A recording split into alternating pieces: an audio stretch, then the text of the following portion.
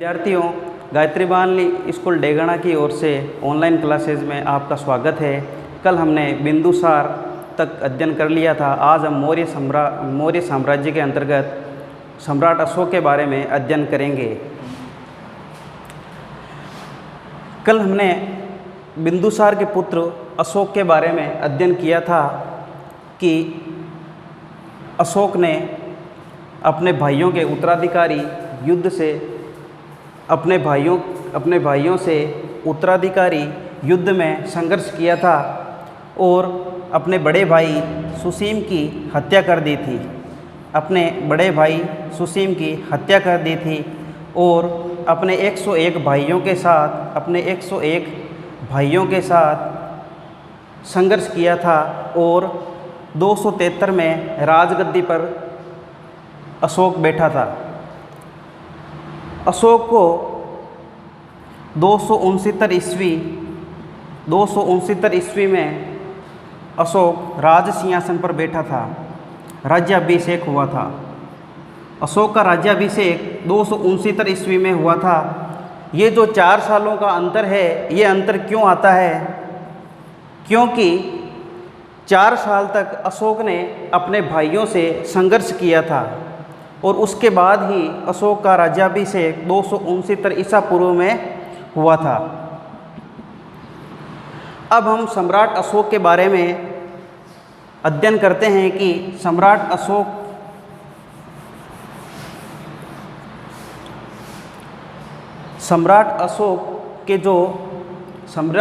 के बारे में जो जानकारी के जो साधन मिलते हैं, उन साधनों में हमें सम्राट अशोक से संबंधित अभिलेखों का अध्ययन करना होगा।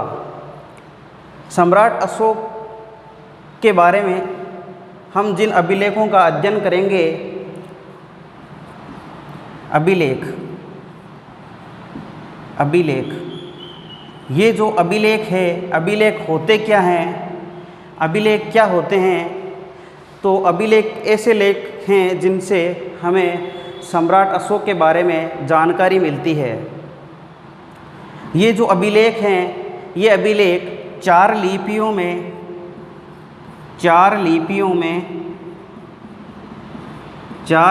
में लिखे गए थे।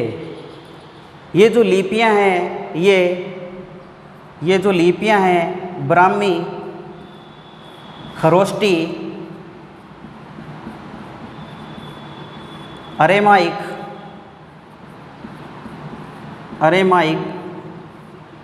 और ग्रीक लिपि।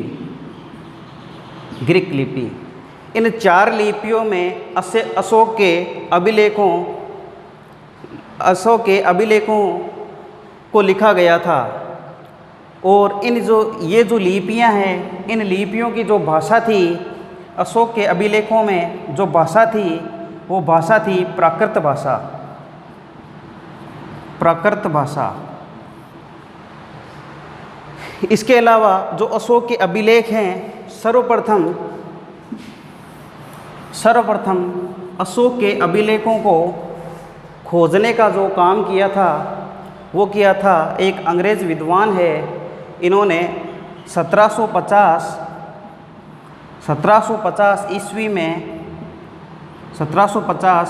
ईस्वी में एक विद्वान है जिनका नाम है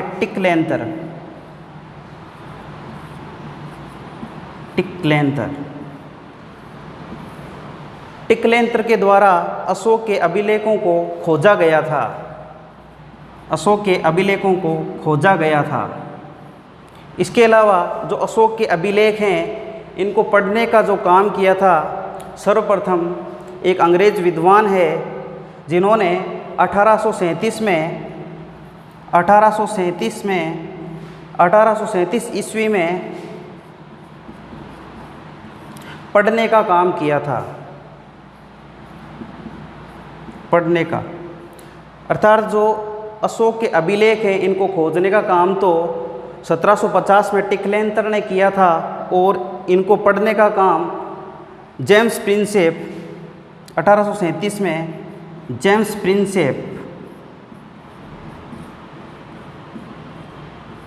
प्रिंसेप के द्वारा किया गया था। अब ये जो अभिलेख हैं,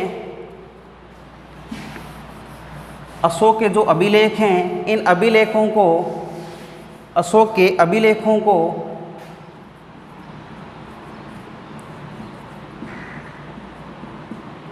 अशोक के अभिलेखों को 3 भागों में बांटा गया था। अशोक के अभिलेखों को 3 भागों में बांटा गया था। ये जो 3 भाग हैं वे कौन कौन से हैं? तो पहला जो है वो है पहला जो है शिलालेख,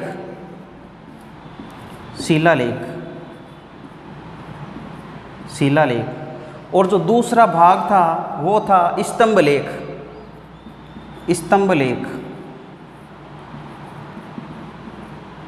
स्तंभलेख। और जो तीसरा भाग है वो था गुहालेख, गुहालेख।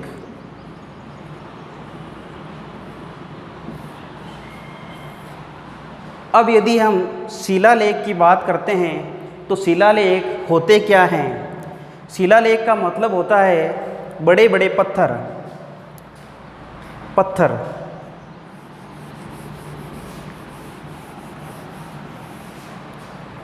शिलालेख,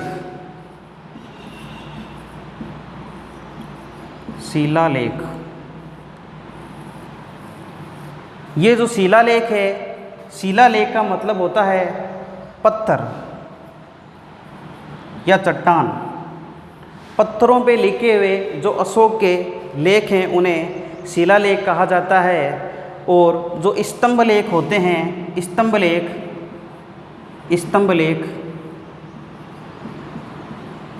स्तंभ का मतलब होता है एक खंबे के समान, स्तंभलेख। इन खंभों पे जो अशोक के बारे में लिखा गया था उनको स्तंभलेख कहा गया। और गुहालेख का मतलब होता है, गुहालेख का मतलब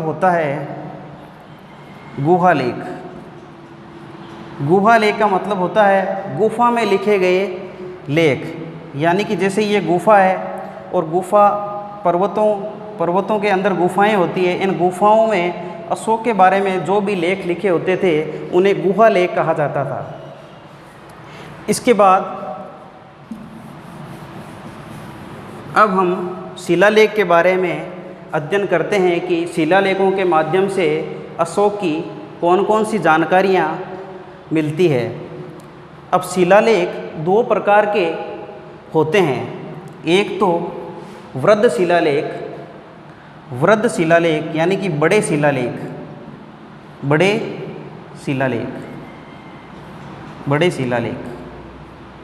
और दूसरे जो होते हैं वो होते हैं छोटे शिलालेख।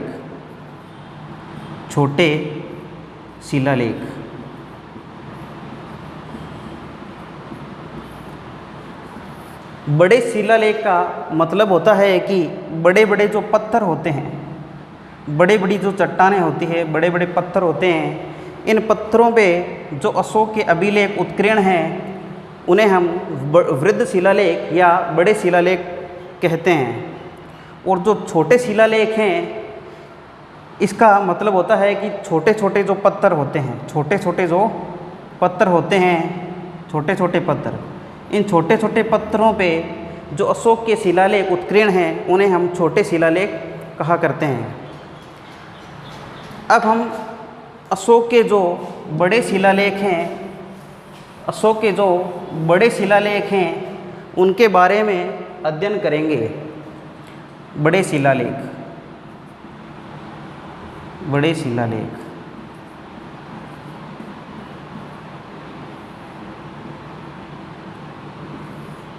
अशोक के जो बड़े शिलालेख हैं ये भारत में 8 स्थानों से प्राप्त हुए थे। कितने स्थानों से प्राप्त हुए थे? 8 स्थानों से।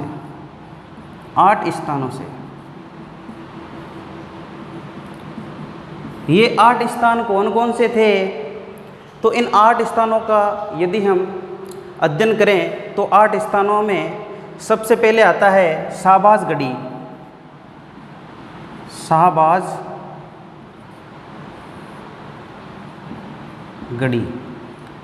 शाहबाजगढ़ी और एक आता है मानसेरा। मानसेरा, ये जो शाहबाजगढ़ी और मानसेरा है ये पाकिस्तान से मिले क्षेत्र हैं। पाकिस्तान से मिले क्षेत्र हैं। इनकी जो लिपि थी वो लिपि खरोष्टी लिपि थी। खरोष्टी लिपि, इनके माध्यम से हमें अशोक की जानकारी मिलती है। और इनके अलावा जो भारत से बड़े शिलालेख मिले हैं उनमें, भारत से जो बड़े शिलालेख मिले हैं वो है कालसी।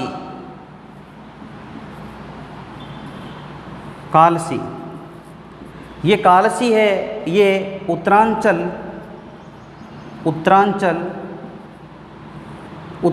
में, वर्तमान उत्तरांचल का क्षेत्र है।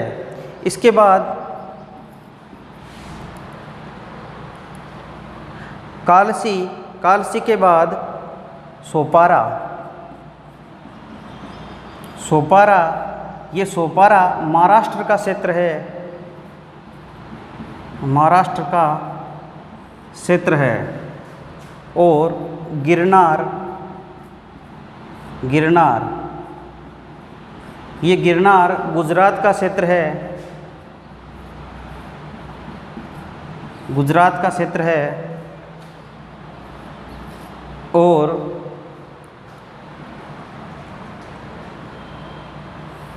एक क्षेत्र आता है धौली। और एक क्षेत्र आता है जोगड़। धौली और जोगड़। और एक क्षेत्र आता है एर्रागुड्डी।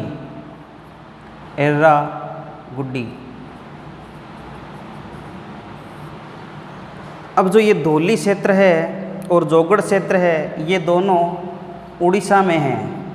उड़ीसा में। और एर्रागुड्डी आंध्र प्रदेश का क्षेत्र है। आंध्र प्रदेश।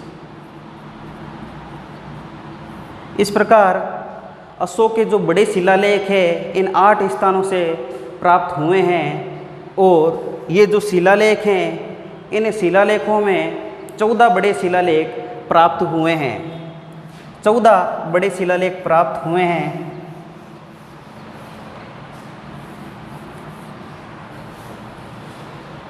चौदह बड़े शिलालेख प्राप्त हुए हैं। और ये जो 14 बड़े शिलालेख हैं ये कौन कौन से हैं?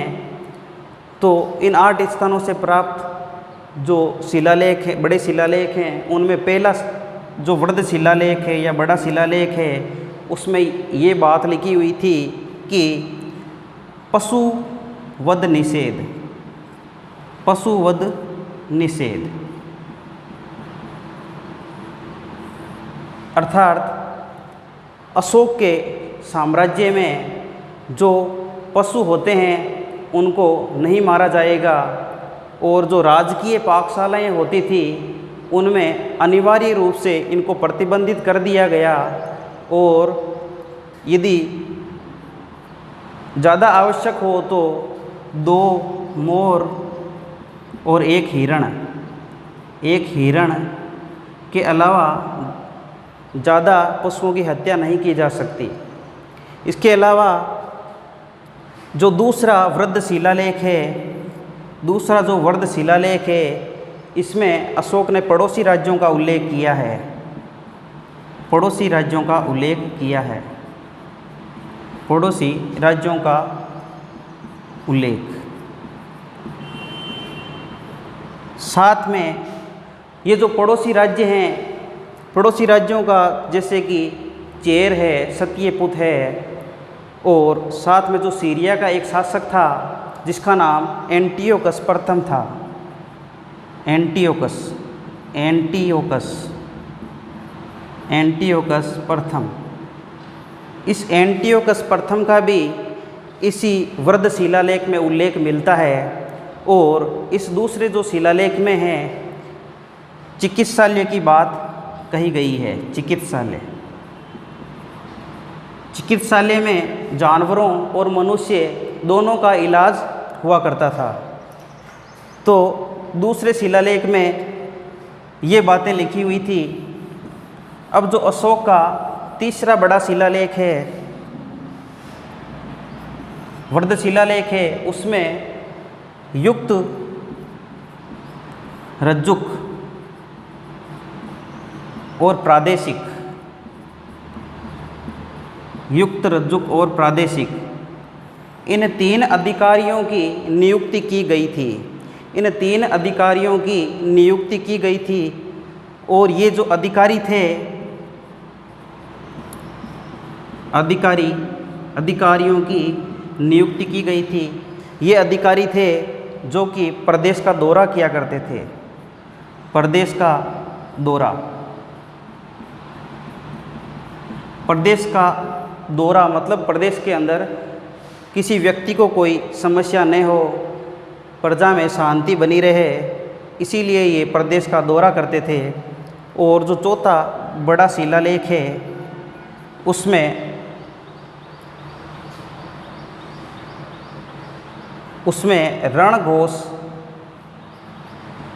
रणघोष या हम कह सकते हैं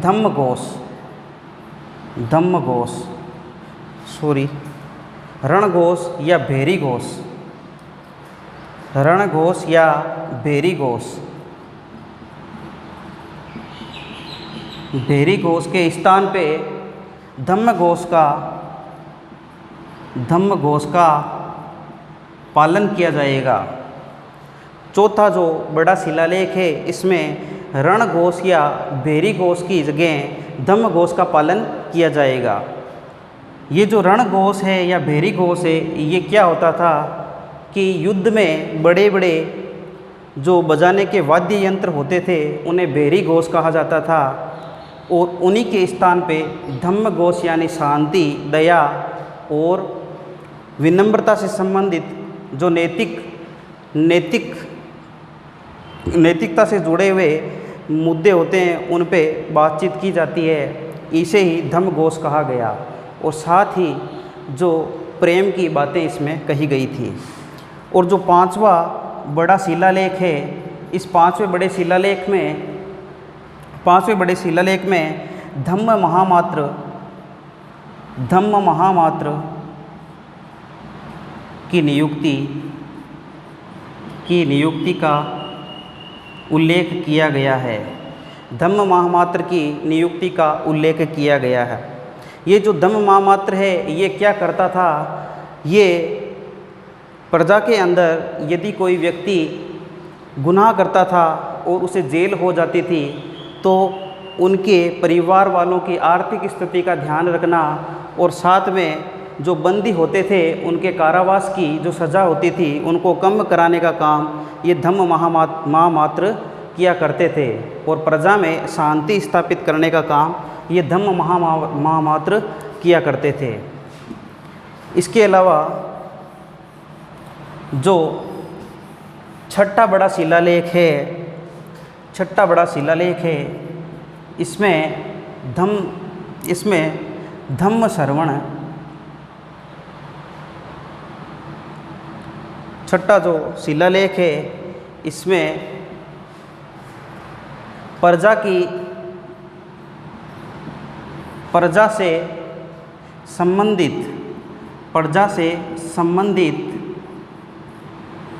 से संबंधित जो भी सूचनाएं होती थी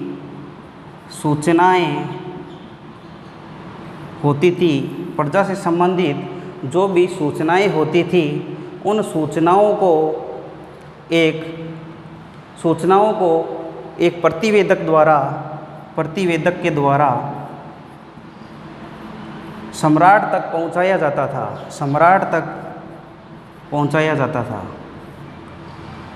तो छठे शिलालेख में प्रजा की जो भी समस्याएं होती थी या प्रजा से संबंधित कोई भी विशेष आवश्यक सूचनाएं होती थी, वो प्रतिवेदक के माध्यम से सम्राट तक पहुंचाने का काम किया जाता था। इसके बाद यदि हम 7वां बड़ा शिलालेख देखें तो उसमें धम्म श्रवण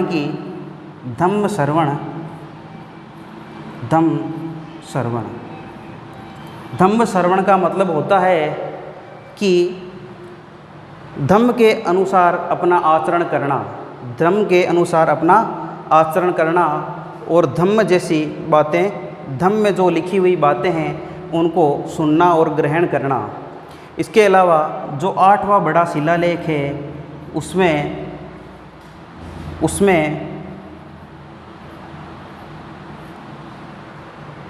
धम्म यात्राओं का उल्लेख किया गया है, धम्म यात्राओं का उल्लेख किया गया है। ये जो धम्म यात्राएं हैं, धम्म यात्राओं को अनुसंधान भी कहा जाता है और ये जो धम्म यात्राएं हैं ये प्रति 5 वर्ष बाद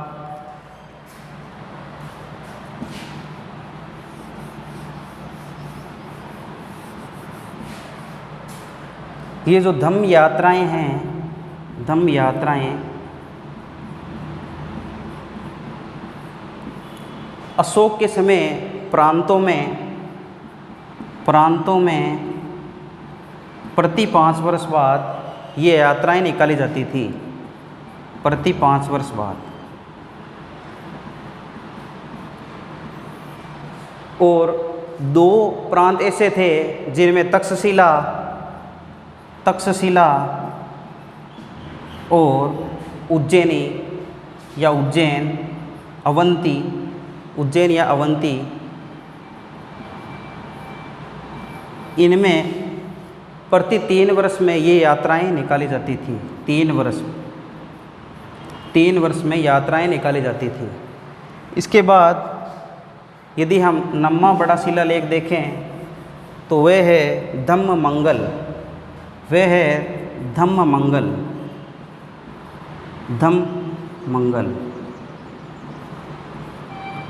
धम्ममंगल में धम्म के मंगल के बारे में बताया गया है। और 10वां शिलालेख है, इसमें धम्म श्रेष्ठ के बारे में बताया गया है, धम्म श्रेष्ठ। और 11वें शिलालेख में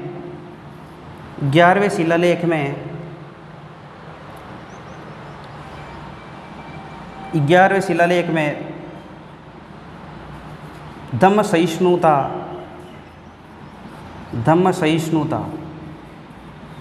सहिष्णुता का उल्लेख किया गया है। इसके बाद यदि हम देखें तो जो 13वां शिलालेख है, 13वां शिलालेख, इस 13वें शिलालेख में कलिंग युद्ध से संबंधित बातें बताई हुई है। 13वें शिलालेख में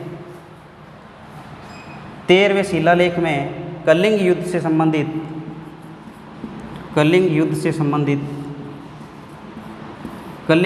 संबंधित बातें बताई हुई है कि अशोक के राज्याभिषेक के 8वें वर्ष पश्चात, अर्थात अशोक का राज्याभिषेक 269 ईसा पूर्व में हुआ था। तो इसके 8वें वर्ष पश्चात यानी 261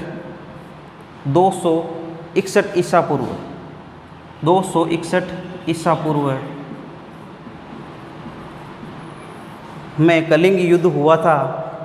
ये जो युद्ध है इतना खतरनाक था कि इसमें 1 लाख लोग मारे गए थे। 1 लाख लोग मारे गए थे। एक अभिलेख है हाथी गुम्फा।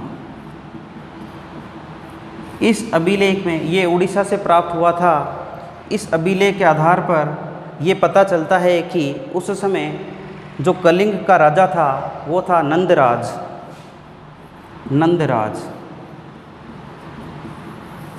इस नंदराज के खिलाफ ही अशोक ने युद्ध किया था और इतना भीषण नरसंहार हुआ था कि 1 लाख लोग मारे गए थे। उसी समय अशोक ये युद्ध जीतकर इतना प्रसन्न होता है कि उसे ऐसा लगता है कि मैंने बहुत बड़ी विजय हासिल कर ली है। एक व्यक्ति होता है जिसका नाम उपगुप्त होता है, उपगुप्त, और एक व्यक्ति जिसका नाम मोगलीपुत्तिसम,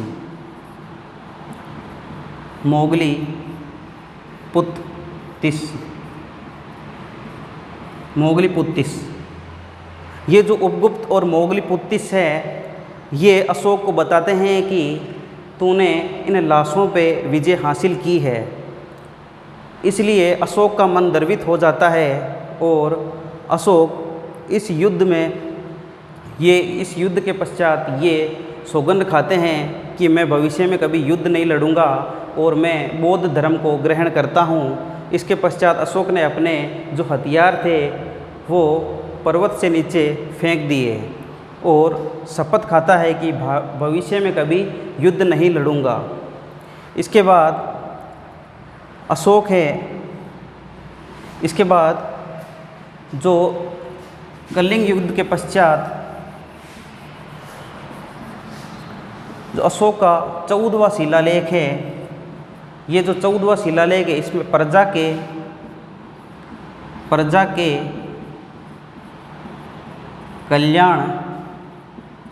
कल्याण के बारे में लिखा गया है, प्रजा के कल्याण के बारे में लिखा गया है। और अशोक के जो पृथक शिलालेख हैं, पृथक शिलालेख,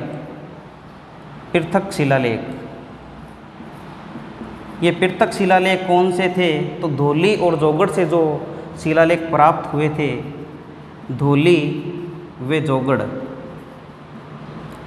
जो कि उड़ीसा में हैं, ये जो शिलालेख प्राप्त हुए थे, ये शिलालेख, इन शिलालेखों में 11, 12 और 13 नंबर के जो शिलालेख हैं वो प्राप्त नहीं हुए थे।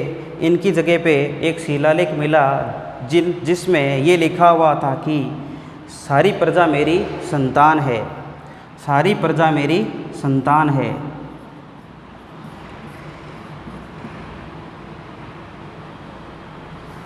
जिसमें लिखा हुआ था कि सारी प्रजा मेरी संतान है।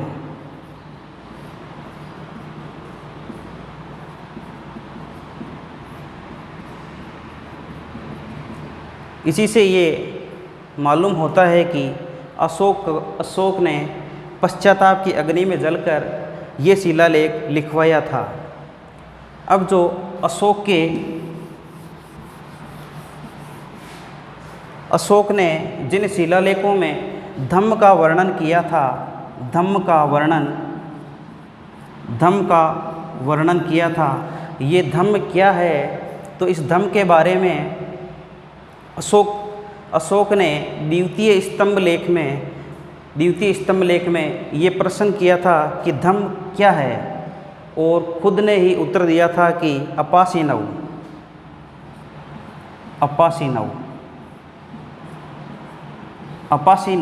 अर्थात कि अपासीनव का अर्थ होता है पाप से मुक्ति,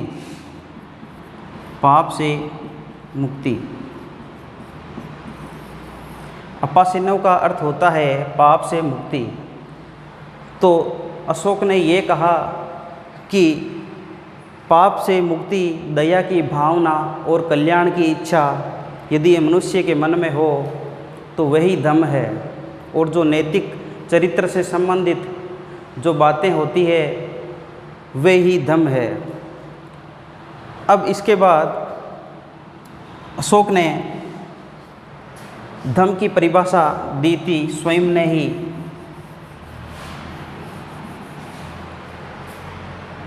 अब हम बड़े शिलालेखों के बाद छोटे शिलालेखों का अध्ययन करेंगे। जो छोटे शिलालेख थे, छोटे शिलालेख,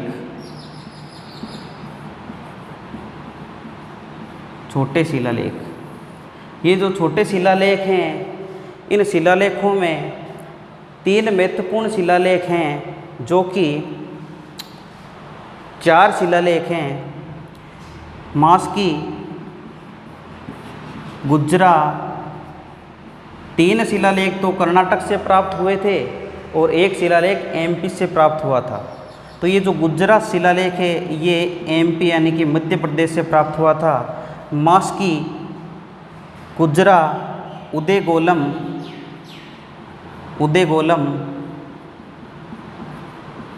और नेतूर। ये जो शिलालेख हैं ये कर्नाटक से प्राप्त हुए थे। ये शिलालेख कर्नाटक से प्राप्त हुए थे। कर्नाटक, ये लघु शिलालेख हैं, ये कर्नाटक से प्राप्त हुए थे। इन शिलालेखों में अशोक ने खुद का नाम अशोक बताया था। अशोक ने स्वयं का नाम अशोक बताया था। इसके अलावा ये जो शिलालेख हैं, जो छोटे शिलालेख हैं, इनमें मास्की, गुजरा और उदयगोलम के अलावा छोटे शिलालेखों में जो सबसे बड़ा शिलालेख था, छोटे शिलालेखों में जो सबसे बड़ा शिलालेख था वो था भाब्रू शिलालेख। भाब्रू शिलालेख, ये भाब्रू शिलालेख है। इस भाब्रू शिलालेख के अंतर्गत यदि हम जानते हैं तो अशोक ने इस शिलालेख में स्वयं को मगधाधिराज कहा था। मगधाधिराज, स्वयं को मगधाधिराज कहा था। और इस भाब्रू शिलालेख, ये जो भाब्रू शिलालेख है, ये अपने राजस्थान का जो जयपुर क्षेत्र है, यहाँ पे बेराट की पहाड़ियाँ हैं, बेराट की जो पहाड़ियाँ हैं, बेराट की या बिज्जक की पहाड़ियाँ यहाँ से मिला था। और भाब्रू शिलालेख में अशोक ने स्वयं को मगधाधिराज कहा था और ये भाब्रू शिलालेख जयपुर के बेराट और बिज्जक की पहाड़ियों से प्राप्त हुआ था।